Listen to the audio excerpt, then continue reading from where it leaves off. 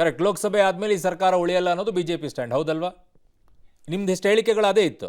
ಲೋಕಸಭೆ ಆದ್ಮೇಲೆ ಅದಕ್ಕೆ ತಕ್ಕಂತೆ ಇಡಿಯನ್ನ ಕರೆಸ್ಕೊಂಡು ಬಂದು ಸರ್ಕಾರವನ್ನು ಉಳಿಸುವಂತ ಪ್ರಯತ್ನ ಮಾಡ್ತಾ ಇದೆ ಬಿಜೆಪಿ.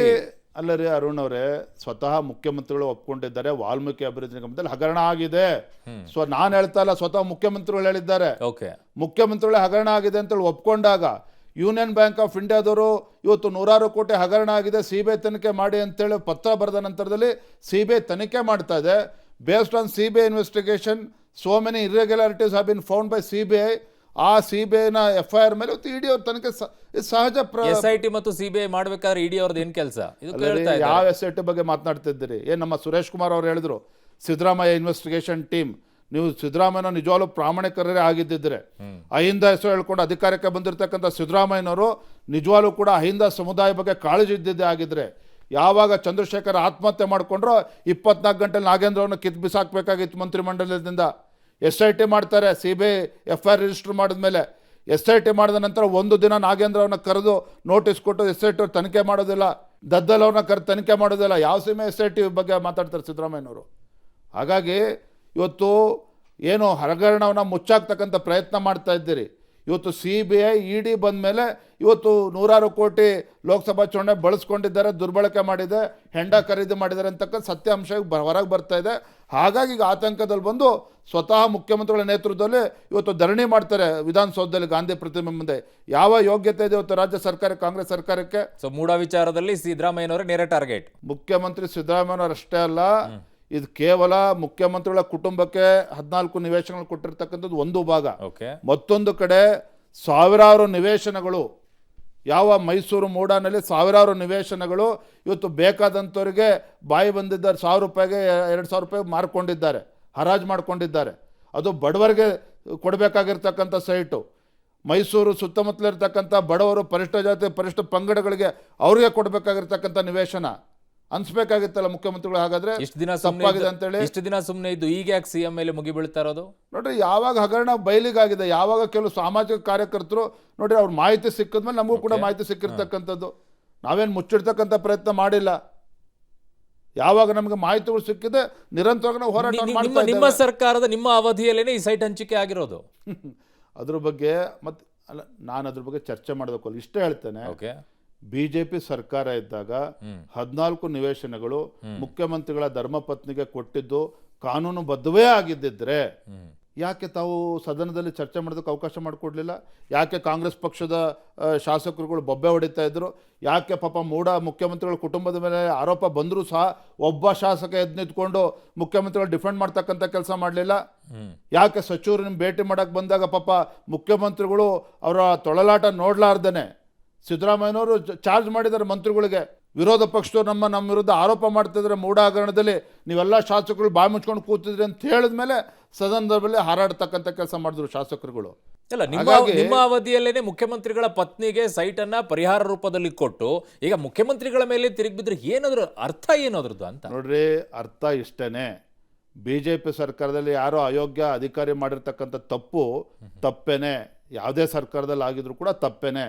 ಬಟ್ ನೀವು ಮುಖ್ಯಮಂತ್ರಿಗಳಾದ್ಮೇಲೆ ನಿಮ್ಮ ಸರ್ಕಾರ ಬಂದ್ಮೇಲೆ ನಿಮ್ಮದೇ ಗೌರ್ಮೆಂಟ್ ನೋಟಿಫಿಕೇಶನ್ ಇದೆ, ಆರ್ಡರ್ ಇದೆ, 50-50 ನಿವೇಶನಗಳು ಏನಿದೆ, ದೊಡ್ಡ ಹಗರಣ ಇದು ತತ್ಕ್ಷಣ ನಿಲ್ಲಿಸಬೇಕು ಅಂತೇಳಿ ಕಾಂಗ್ರೆಸ್ ಸರ್ಕಾರ ಸಿದ್ದರಾಮಯ್ಯ ಮುಖ್ಯಮಂತ್ರಿ ಬಂದ್ಮೇಲೆ ಗೌರ್ಮೆಂಟ್ ಆರ್ಡರ್ ಜೀವ ಆಗಿದೆ. ಕಾನೂನು ಪ್ರಕಾರನೇ ತಗೊಂಡಿದೀವಿ ಅಂತಾರೆ ಮುಖ್ಯಮಂತ್ರಿಗಳು. ಮತ್ತೆ ಯಾಕೆ ಜೀವ ಮಾಡಿದಾರೆ? ಹಾಗಾದ್ರೆ ಕಾನೂನು ಪ್ರಕಾರ ತೆಗೆದುಕೊಂಡಿದ್ರೆ ಚರ್ಚೆ ಯಾಕೆ ಮಾಡ್ತಾ ಇಲ್ಲ? ಹಾಗಾದ್ರೆ ಯಾಕೆ ಮುಖ್ಯಮಂತ್ರಿಗಳು ಸದನದಲ್ಲಿ ಮಾತಾಡೋ BJP ಅವ್ರಿಗೆ ಮಾತನಾಡೋಕೆ ಅವಕಾಶನ ಕೊಡ್ದೇನೆ ಸದನದ ಹೊರಗಡೆ ಹೋಗಿ ಯಾಕೆ ಪತ್ರಕರ್ತ ಉದ್ದೇಶ ಮಾತನಾಡ್ತಾ ಇದ್ದೀರಿ?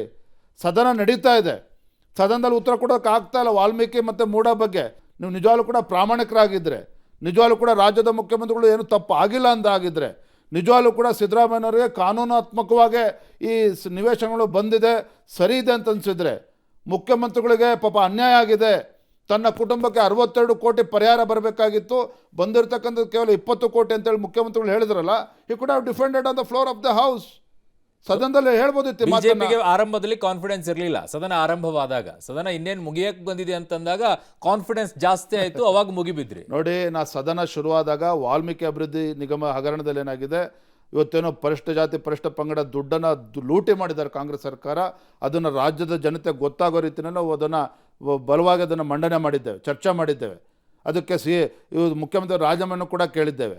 ತದನಂತರದಲ್ಲಿ ಬೇರೆ ಬೇರೆ ಜ್ವಲಂತ ಸಮಸ್ಯೆಗಳ ಬಗ್ಗೆ ಚರ್ಚೆ ಮಾಡಬೇಕಿತ್ತು, ಅವಕಾಶ ನೀಡಿದ್ದೇವೆ. ಆದರೆ ಇವರು ಫಲಾನುಭವ ಓಡೋಗ್ತಕ್ಕಂಥ ಕೆಲಸವನ್ನು ಮಾಡಿದ್ದಾರೆ. ಬೈರತಿ ಸುರೇಶ್ ಅವರು ಹೇಳ್ತಾರೆ ಬಿಜೆಪಿ ಜೆಡಿಎಸ್ ನಾಯಕರದ್ದು ಇದರಲ್ಲಿ ಪಾತ್ರ ಇದೆ ಅಂತೇಳಿ.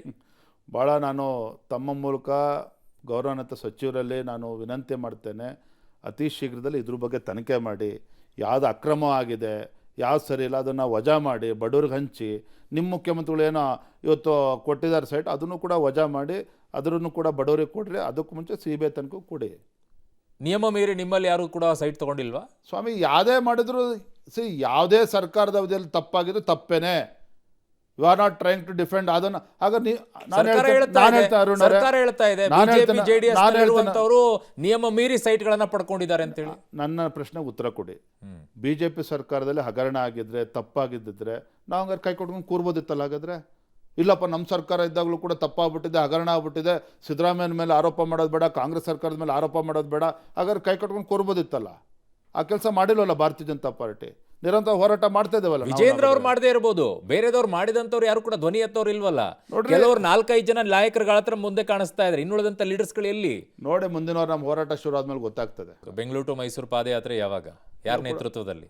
ಇವತ್ತು ಭಾರತೀಯ ಜನತಾ ಪಾರ್ಟಿ JDS ಎರಡೂ ಪಕ್ಷಗಳು ಒಂದಾಗಿ ಇವತ್ತು ಸದನದಲ್ಲಿ ಹೋರಾಟ ಮಾಡಿದ್ದೇವೆ.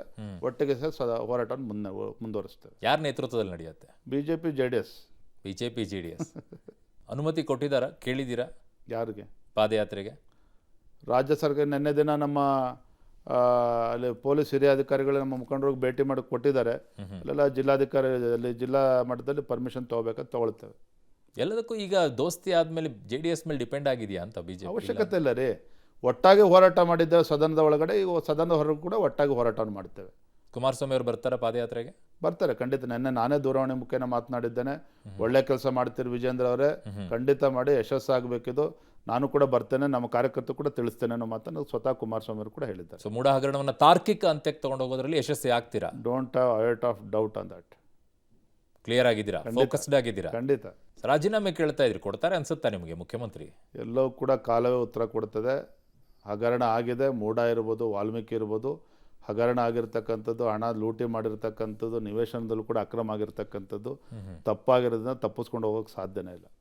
ನಿಮ್ಮದೇ ಪಕ್ಷದಲ್ಲಿರುವಂಥ ಯತ್ನಾಳ್ ಅವರು ಹೇಳ್ತಾರೆ ಇನ್ನೂ ಅಡ್ಜಸ್ಟ್ಮೆಂಟ್ ಪಾಲಿಟಿಕ್ಸ್ ನಡೀತಾ ಇದೆ ಅಂತೇಳಿ. ಎಲ್ಲವೂ ಕೂಡ ಕಾಲನೇ ಉತ್ತರ ಕೊಡ್ತದೆ.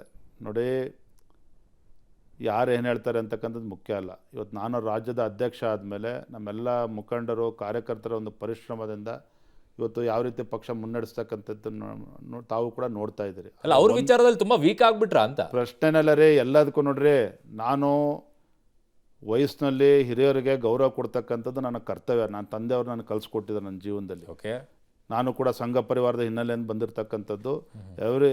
ಹಾಗಾಗಿ ನಾನು ಕೂಡ ಸಂಯಮದಿಂದ ನಾನು ಕೂಡ ಇದ್ದೇನೆ. ನನ್ನ ಕರ್ತವ್ಯ ಇವತ್ತೇನು ಪಕ್ಷದ ವರಿಷ್ಠರು ನನಗೆ ಜವಾಬ್ದಾರಿ ಕೊಟ್ಟಿದ್ದಾರೆ, ಆ ಜವಾಬ್ದಾರಿಯನ್ನು ನಾನು ನಿರ್ವಹಿಸ್ತಾ ಇದ್ದೇನೆ. ಬಟ್ ಅವ್ರು ಹೇಳ್ತಾ ಇದ್ದು ನೇರವಾಗಿ ಸದನದಲ್ಲಿ ನಾವು ಹೋರಾಟ ಮಾಡ್ತಾ ಇದ್ದೀವಿ, ಅವರು ಕೂತ್ಕೊಂಡು DK ಶಿವಕುಮಾರ್ ಅವ್ರ ಜೊತೆಗೆ ಮಾತಾಡ್ಕೊಂಡು ಕೂತ್ಕೊಳ್ತಾರೆ ಅಂತ ಹೇಳಿ. ಅದರ ಅವಶ್ಯಕತೆನೇ ಇಲ್ಲ ರೀ. ಯಾವುದು ಆ ಥರ ಏನು ಪ್ರಶ್ನೆನೆಲ್ಲ.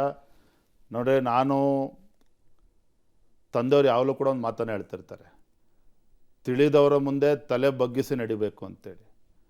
ತಿಳಿದವರ ಮುಂದೆ ತಲೆ ಬಗ್ಗಿಸಿ ನಡಿಬೇಕು ಅಂತೇಳಿ. ಯಾರು ತುಳಿತಾರೆ ಅಲ್ಲಿ ತಲೆ ಎತ್ಕೊಂಡು ನಡಿಬೇಕು ಅಂತ ಹೇಳ್ತಾರೆ. ರಾಜಕಾರಣದಲ್ಲಿ ಎಲ್ಲವೂ ಸಹಜನೇ. ನಾನು ಹ್ಯಾವ್ ಪೇಷನ್ಸ್. ನಾನೇನು ಇಲ್ಲಿ ರಾಜ್ಯದ ಅಧ್ಯಕ್ಷನಾಗಿ ಜವಾಬ್ದಾರಿ ಕೊಟ್ಟಿದ್ದಾರೆ. It's a long journey. ಎಲ್ಲವನ್ನೂ ಕೂಡ ಸಂಯಮದಿಂದ ನಾನು ಕೂಡ ಕೇಳಿಸ್ಕೊಳ್ತಾ ಇದ್ದೇನೆ, ನೋಡ್ತಾ ಇದ್ದೇನೆ.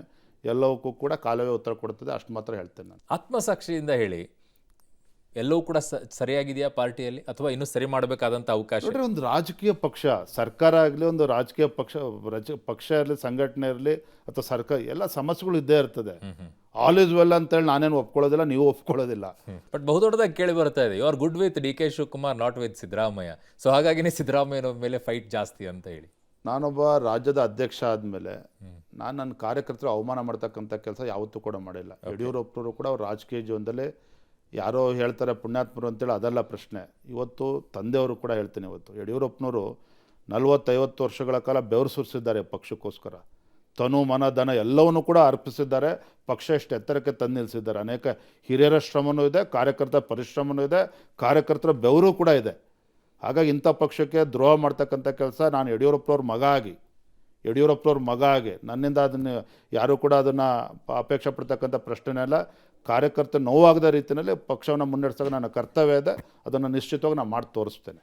ಓಕೆ, ತುಂಬ ಧನ್ಯವಾದಗಳು ವಿಜೇಂದ್ರ ಅವರು ಇಷ್ಟೊತ್ತು ನಮ್ಮ ಹಾಟ್ ಸೀಟ್ನಲ್ಲಿ ಭಾಗವಹಿಸಿದ್ದಕ್ಕೆ ತುಂಬ ಧನ್ಯವಾದಗಳು. ಎಸ್, ಇದಿಷ್ಟು BY ವಿಜೇಂದ್ರ ಅವ್ರ ಜೊತೆಗೆ ನನ್ನ ಹಾಟ್ ಸೀಟ್ನಲ್ಲಿ ಪ್ರಶ್ನೆಗಳು. ಉತ್ತರವನ್ನು ನೇರವಾಗಿ ಕೊಟ್ಟಿದ್ದಾರೆ. ಖಾರವಾಗಿ ಪ್ರಶ್ನೆಗಳಿದ್ರು, ಖಾರವಾಗಿನ ಉತ್ತರವನ್ನು ಕೊಟ್ಟಿದ್ದಾರೆ. ನೋಡೋಣ ಏನಾಗುತ್ತೆ ಮುಂದಿನ ರಾಜಕೀಯ ಬೆಳವಣಿಗೆಗಳು.